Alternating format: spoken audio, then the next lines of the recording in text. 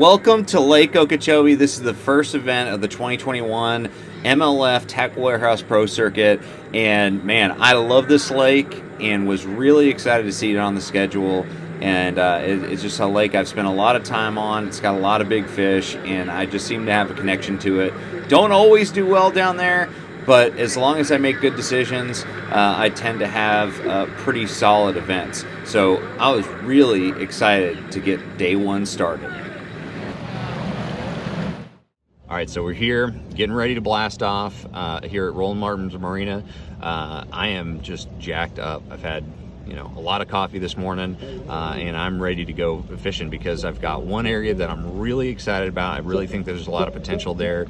The biggest struggle is going to be the fact that there's going to be a lot of other boats in the area. So whether or not they're fishing the same exact things is yet to be seen. But all in all, those are uncontrollable factors that I cannot really think about and worry too much about. I just need to make sure that I put my head down, work real hard, and see what we can catch. So let's get out there on boat 140. So I'm later in the as far as the flights, but that also means that I get in at 4:45. So that's a big, long fishing day, and so we can make a lot happen and make a lot of adjustments within that day. So if I'm gonna have a long day, I think the first day, that's the day I want it to be able to dial in everything and get ready. Let's head out there, have a good time, and get the season started off right. What number are you, Cody? In preparation for this event, I had made a pre-practice trip down to Okeechobee to just kind of scout and see what the lake was like. I hadn't been out there for several years, in fact, probably 5 or 6 years, and so I didn't really know exactly how the grass was set up. And I'm glad that I made that trip because it's very different than I have ever seen it, and it was very, very helpful at figuring out where the grass was set up the way I like it to be set up, and ended up finding a place on the west wall that during practice caught a couple real big fish, and came back during official practice and found that there were still a lot of fish in the area. So this is exactly where I started on the first day.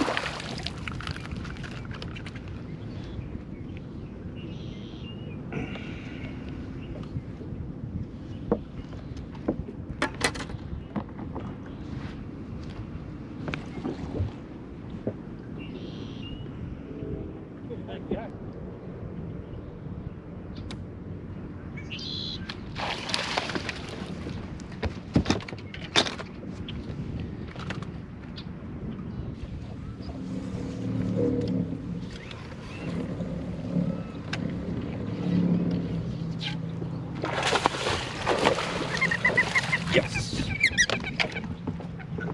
Yes. That'll get your heart pumping.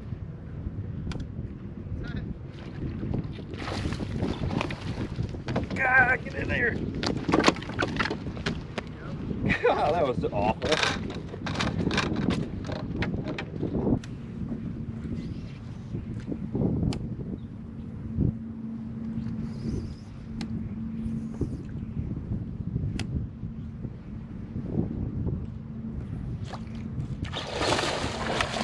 There you go. Get in there.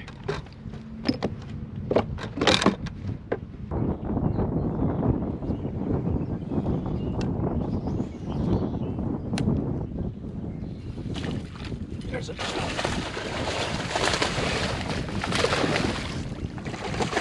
yes. That's a big one. That's 20 pounds.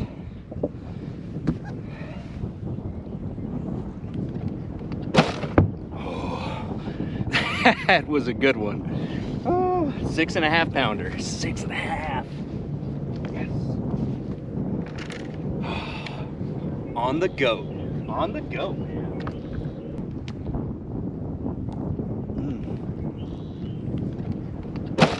Oh, that was a good one.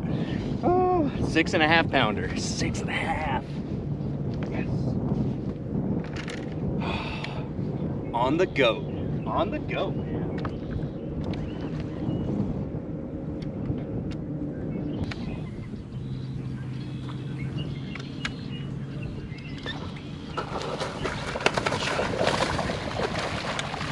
Oh my gosh. Oh my gosh.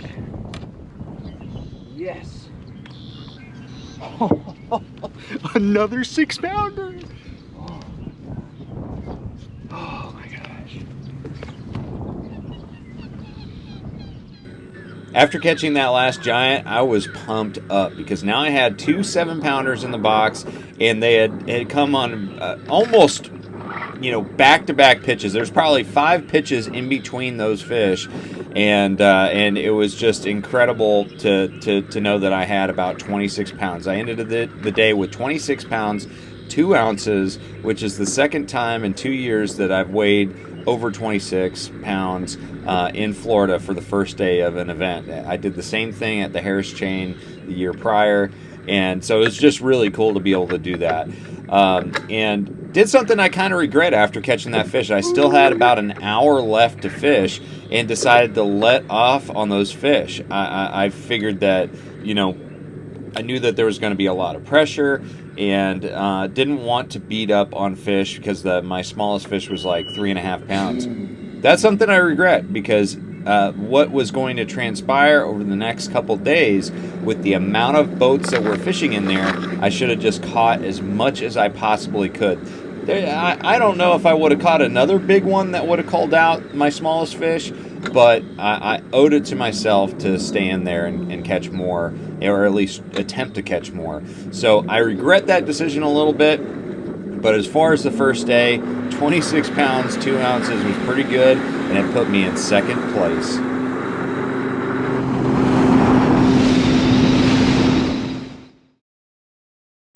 Going into day 2, I was revved up. I saw the potential of the area that I was fishing, caught that 26-pound bag, and I knew that I could still get a bunch of bites, but I wasn't sure if the size class of fish would hold up for the rest of the event. So making that very quick run over to the west wall, I realized very, very quickly it was going to be a completely different day.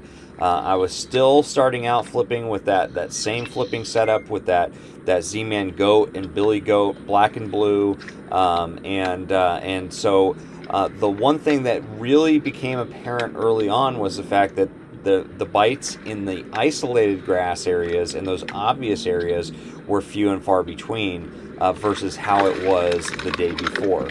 So I knew that I was going to have to make small adjustments to be able to again have a decent bag and stay in contention for the win.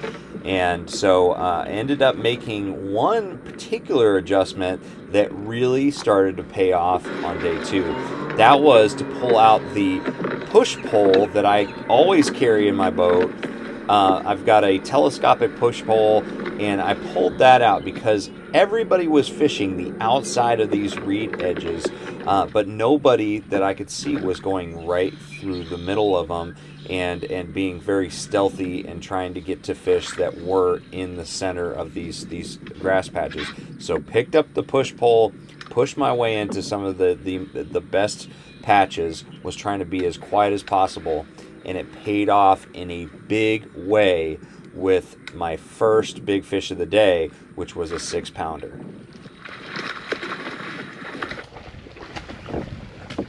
There he is.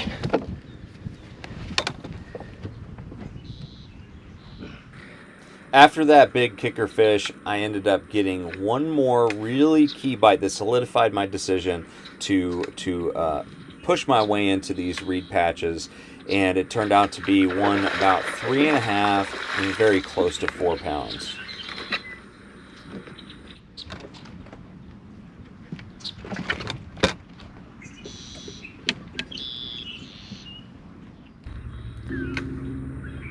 I also had another opportunity at a big fish with this one right here.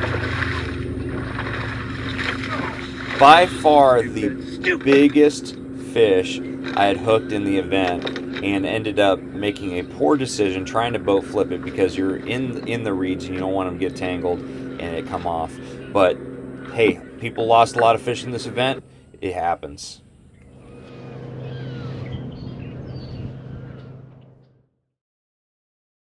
Going into day 3, I was leading the entire event, which was really awesome, and ended up having a camera guy with me the entire day for MLF Live and eventually for the television show, which is all really cool. But the one thing that really kind of tempered my excitement was the fact that I knew I was running out of fish. This area just got pounded. There were so many people, and even though it was cut to the top 50, there was still a lot of the top 50 that had been fishing this area. Really the pressure did not reduce all that much on day 3, and I knew I needed to make an adjustment. The first 2 days I was throwing that Z-Man goat and Billy goat, but on the third day I made a key adjustment and switched to a bang sticks. The bang sticks is essentially a stick bait, and it works extremely well in tough situations with a 3-ounce weight pegged, same type of setup that I was using for the goat. It worked very, very well. The thing about the bang sticks is it's made of elastic, so it sticks straight off the bottom, and when you have to work it extremely slow, you can get those bites from those inactive fish. Number 3. Yeah, that bang sticks is making a difference. Moving real slow. It's unfortunately the biggest one of the day so far, but it's all right. Number 3. Almost 30 years ago. It's here, a stick marsh, and then here.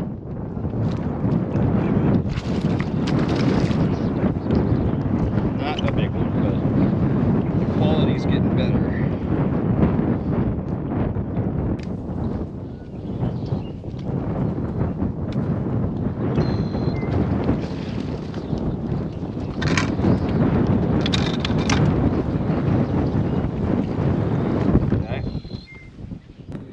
Another big key to day 3 was, again, using that push pole, getting that push pole out, and really pushing my way into these grass mats or these patches of reeds, and being really, really quiet and stealthy. I'd push myself along, allowing the wind to help me push that Z21 in there, and then put the power poles down just long enough to be able to work an area very thoroughly, and it really paid off.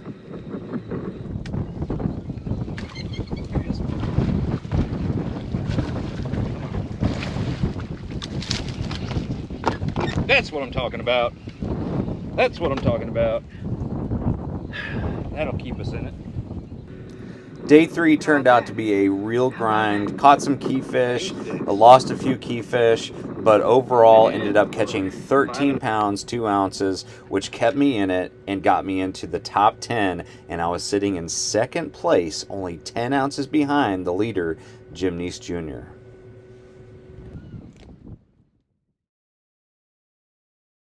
Going into Championship Sunday, obviously I was really excited. I was in the top 10, in contention to possibly win my first MLF Pro Circuit event, and so I was on cloud 9. But at the same time, I was really skeptical of my ability to catch a big bag that I knew I needed to win this tournament. There was just so much pressure in that area on the west wall throughout the week, and I knew that some other competitors such as Bill McDonald.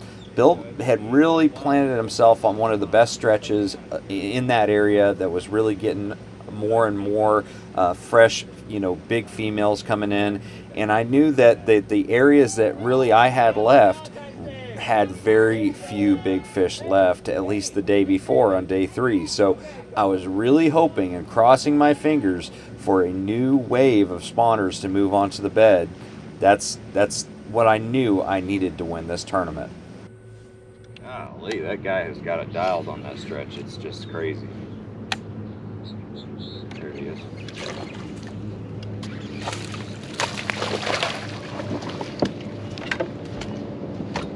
Number 1. Once again, I started off with the bang sticks, which turned out to be the key player the last 2 days of the tournament. The fish were still really, really skittish, hard to catch, and that bang sticks really did the trick. So moving through these areas extremely slow, pitching that bang sticks and letting it soak was the biggest key.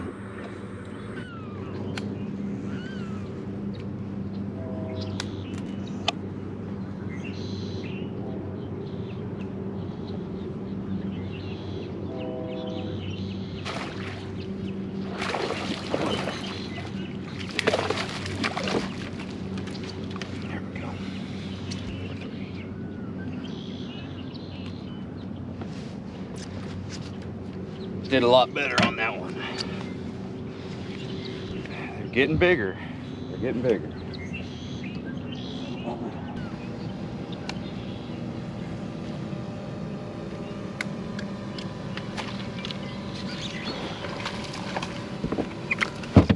Oops.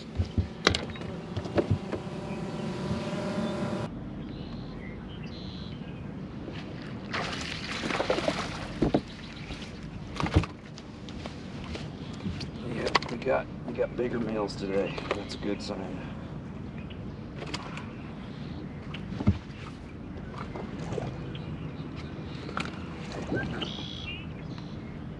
That's a good sign, boys.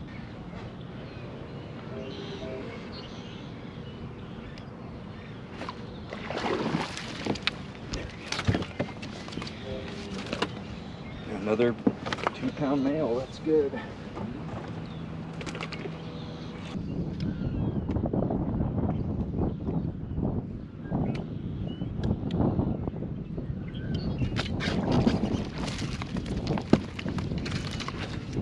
That's a better one. Oh.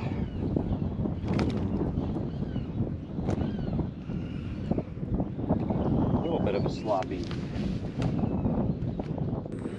One thing I can tell you about day 4 is I worked my tail off. I really was highly motivated to catch that high teen to low 20-pound bag that I thought would end up giving me a shot to win the tournament. Turned out Ski Reese had done a number on some big fish and had a giant bag early on in the morning. So I really didn't have a shot unless I caught one of those mega bags like I did on the first day. But I worked all day like I was fishing to win. And so I am very proud of the hard work and really thought that I might have had a chance. I had a new wave of a different size class of bucks move in on day 4 and knew that the big females were not far behind. But I also knew that the clock was running out and that unless I could catch some bigger ones in the afternoon, early afternoon, I wasn't going to have a shot at this tournament. Ended up catching a 5+ pounder later in the day that I didn't get on camera. Got on the MLF cruise camera, so you either saw it on live or you're going to see it on the television show. But unfortunately, I wasn't able to get that on my GoPro. But overall, ended the day with a high 14-pound bag and finished in 6th. I didn't really expect to fall down to 6th place, but I'm very happy with another top 10 finish. and I was really happy to put myself in contention to win this event. And of course, to get on MLF Live is always a good thing. So overall, this Okeechobee event was a great start to the 2021 season of the pro circuit, and I am ready to keep this momentum going on to the next event at Smith Lake. Thank you guys for watching. This is the overview of my Lake Okeechobee event. Hopefully you guys enjoyed it. If you did enjoy it, make sure you like, share, subscribe, and I'm going to see you guys out on the water. Thanks for watching.